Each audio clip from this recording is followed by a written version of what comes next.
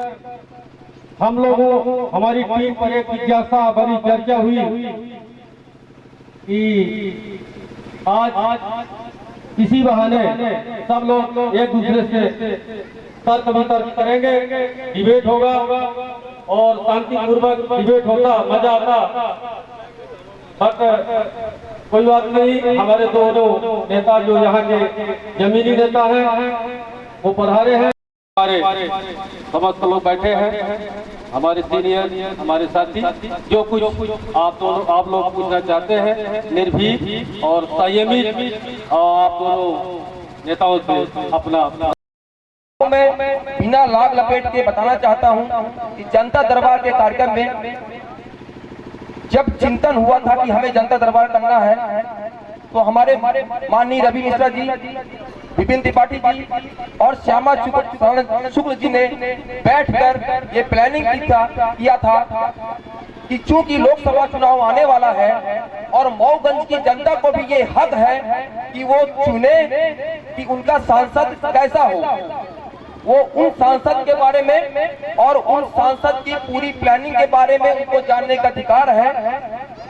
इन्हीं चीजों को दृष्टिगत रखते हुए हमने रीवा सांसद माननीय जनार्दन मिश्रा जी को, पूर्व सांसद सुंदरलाल तिवारी जी को जो पूर्व विधायक भी रह चुके हैं, और मऊगंज के वर्तमान विधायक माननीय श्री प्रदीप पटेल जी को आमंत्रण दिया था जनता दरबार के लिए। 2 दिन पहले तक प्रदीप पटेल जी का कहीं जाने का प्लानिंग नहीं था। हमने उनसे दूरभाष में संपर्क किया कि सर आपको आना है। आना इसलिए है कि हमारी मऊगंज की जनता आपसे रूबरू होना चाहती है। विधानसभा के टाइम में भी उतना संपर्क मऊगंज की जनता से शायद उनका नहीं हो पाया था। जीतना हारना ये अलग चीजें होती हैं, ये अलग मैटर होता है। परसों प्रदीप पटेल जी से जब हमारा संपर्क हुआ कि आपको आना है 6 तारीख को, निमंत्रण कार्ड बांटे जा चुके हैं, सारी तैयारियां पूरी हो चुकी हैं, तो हमारे वर्तमान विधायक प्रदीप पटेल जी का ये कहना था कि मुझे पत्रकारों से बहुत डर लगता है, मैं मीडिया के सामने नहीं आना चाहता हूं। तो मैंने उनसे सीधा सवाल किया था कि सर आप जब तक पत्रकारों के सवालों का जवाब नहीं देंगे तो ये संभव नहीं है कि हर आदमी मऊगंज का आपसे सीधे जुड़ सके।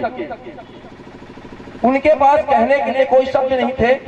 खड़े होकर उन्होंने सिर्फ इतना कहा कि पकौड़े खाइए हमारे साथ, पनीर का पकौड़ा है, बहुत अच्छा है। अब मेरी मजबूरी थी कि पनीर का पकौड़ा खा के मुझे संतोष करना पड़ा। ये हाल तो हमारे वर्तमान विधायक जी का है जो भारतीय जनता पार्टी से आते हैं। इस बात को कहने में मुझे कोई गुरेज नहीं है। अब रही बात माननीय सांसद जनार्दन मिश्रा जी से, कल तक उनका यहाँ पे आना निश्चित था कि वो आएंगे। कल रात में पता चला कि शायद वो ना आए। कारण जो मुझे पता था वो कोई दूसरा कारण था। आता हूँ सर, आता हूँ, धीरे धीरे आता हूँ। उसके बाद जब आज मैंने संपर्क किया सुबह कि माननीय सांसद जी आपको आना है, तो वो तो कल से मुझसे बातें करना छोड़ दिए। उनके पीए ने उठाया, पीए ने कहा सर कहाँ आना है। मैंने कहा पिछले 10 दिन से पूरी मऊगंज की जनता से लेकर देव तालाब मनगवा तक शोर शराबा हुआ, जनता दरबार हुआ है। अभी आपको मालूम नहीं है कहाँ आना है, फिर भी बता देता हूँ कि मऊगंज में पेट्रोल न्यूज द्वारा जनता दरबार का आयोजन किया गया है। तो उनके पीए का कहना था सर वो नहीं आ सकते। मैंने पूछा क्यों नहीं आ सकते। उनका कहना था कि घर में अमावस्या है और घर में कुछ कार्यक्रम है, इसलिए नहीं आ सकते। लेकिन यहाँ आने पर मुझे पता चल रहा है कि पिपराही शायद गए हैं लेकिन नहीं आ पाए। तो ये सर विषय ही है। मऊगंज की जनता को जानने का हक है कि जिनको बुलाया गया था उनके सामने वो क्यों नहीं आए। इसके पहले भी मैंने जब जनता दरबार करवाया था, मैं सीधे मुद्दे पर आया था, क्योंकि माननीय लक्ष्मण तिवारी जी और उस समय के वर्तमान विधायक पन्ना जी को मंत्रित किया गया था, समय से आ गए। आज 2 बजे का कार्यक्रम निर्धारित था, 4 बजे स्टार्ट हुआ है, जबकि पब्लिक 12 बजे आ गई है।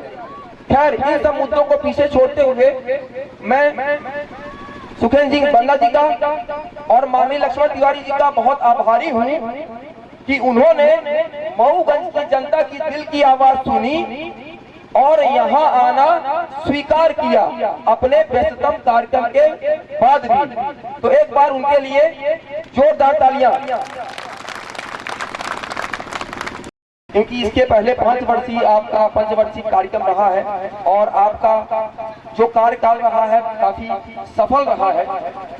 आपको मैंने कई कार्यक्रमों में सुना है, तो आपने ये कहा है, मैं विधायक रहूं या न रहूं, मऊगंज की जनता से और मऊगंज की धरती से हमेशा जुड़ा रहूंगा, आपके शब्द थे।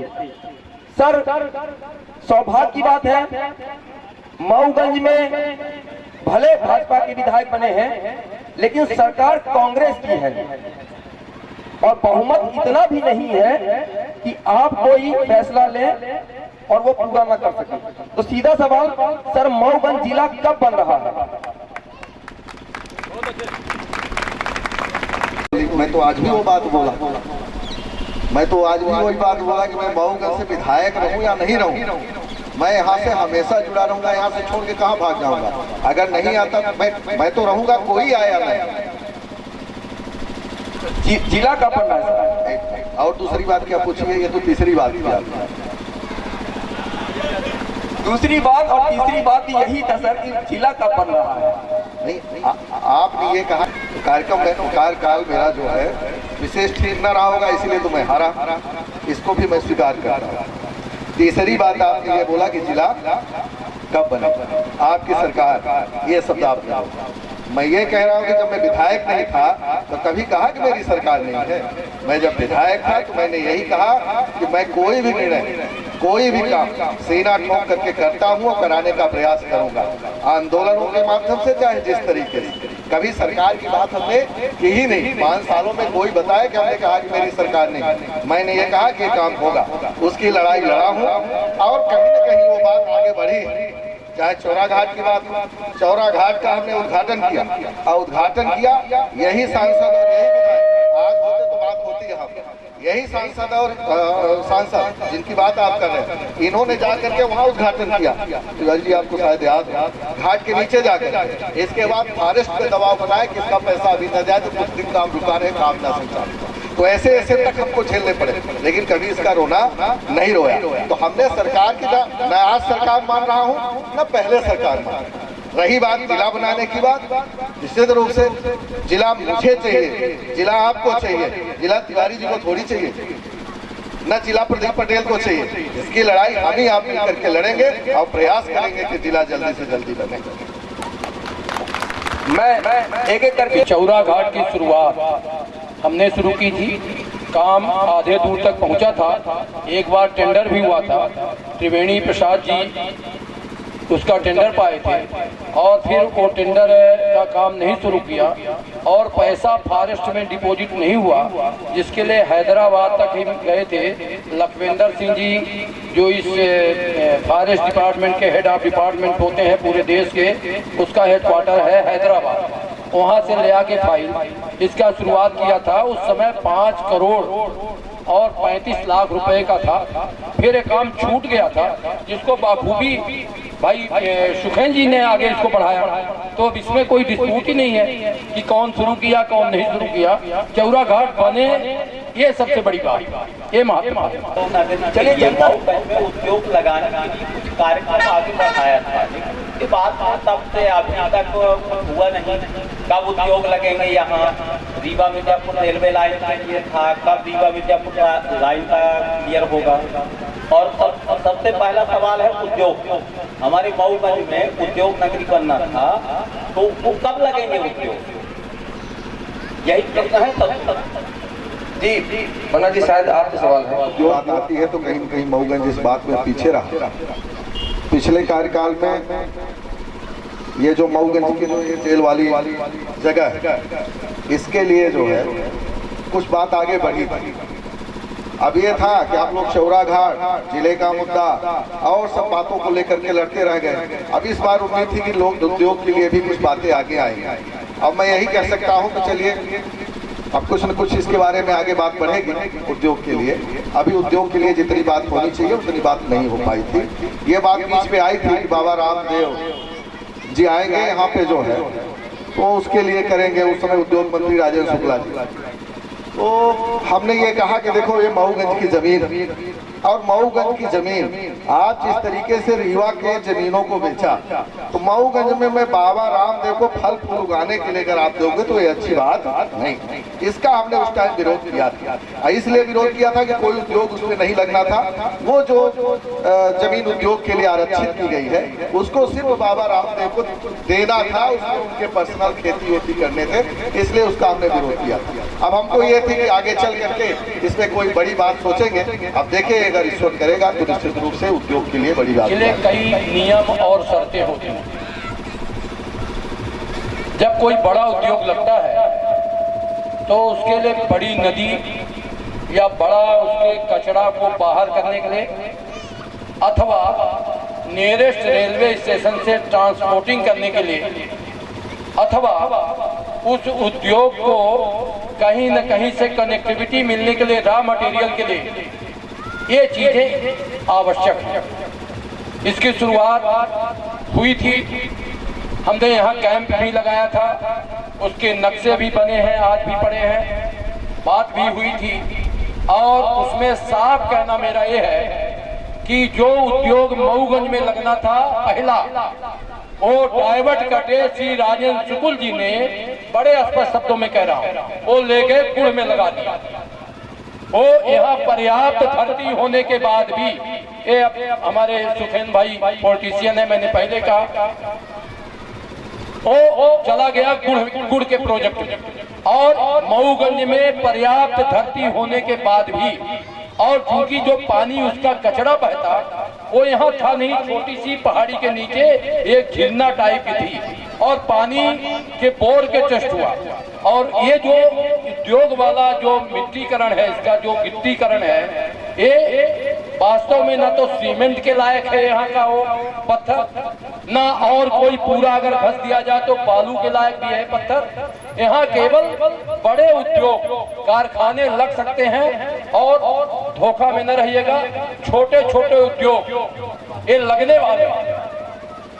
जो हमारे माननीय मुख्यमंत्री जी हैं वो स्वयं उद्योगपति हैं और वो उनकी जो मंशा है, एक पहला व्यक्ति, मैं कोई बड़ाई नहीं कर रहा हूँ, न मैं कांग्रेस की प्रशंसा कर रहा हूँ, पर पहला व्यक्ति है जिसने कहा कि 70% रोजगार हम मध्य प्रदेश के नौजवानों को दूंगा। वो पहला व्यक्ति है। मैं इसलिए नहीं कि मैं कांग्रेस में हूँ, परंतु कहा और उसका विरोध भी हुआ ऑल इंडिया, कई राज्यों ने उसका विरोध भी किया। और मैं समझता हूँ कि खाली खजाने के कारण अभी उद्योग लगने में टाइम लगेगा। It will take time for another 2 year. ये कह देना आसान है और संतुष्टि करा देना आसान है, लोकसभा में वोट ले लेना लफाजी से आसान है, पर इसके क्रियाकलाप में भारी धन लगेगा, भारी खजाना व्यय होगा। इसके कारण उद्योग तो लगेगा, पर जिस स्तर का उद्योग चाहिए उस स्तर का उद्योग नहीं लग पाएगा, ये मैं साफ कर रहा हूँ। और ये भी आपको जानना जरूरी है कि किन किन कारणों से नहीं होगा, तो ट्रांसपोर्टिंग यहाँ महंगा हो जाएगा जो आइटम बनेगा। और यहाँ रेशम उद्योग या ड्राई उद्योग ये लगाए जा सकते हैं जिसमें जो कचरा निकल के कहीं नदी में या कहीं बाहर जाए, ऐसा संभावना है।